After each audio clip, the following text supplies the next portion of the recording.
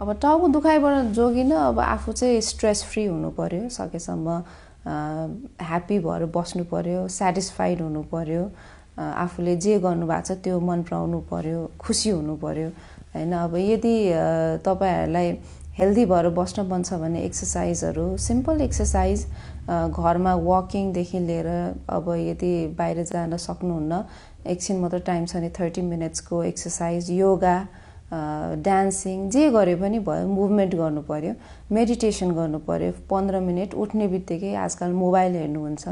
TikTok, Facebook हैन, Instagram हेर्नुहुन्छ, त्यो भन्दा उठ्ने बित्तिकै 15 मिनेट चाहिँ बरु मेडिटेसन गर्ने, सासको भित्र लामो सास लिने, बाहिर फाल्दाखेरि चाहिँ बिस्तारै स्लोली फाल्ने मेडिटेसनहरु गर्यो भने चाहिँ यो हेडेक, टेन्सन हेडेक चाहिँ घट्छ।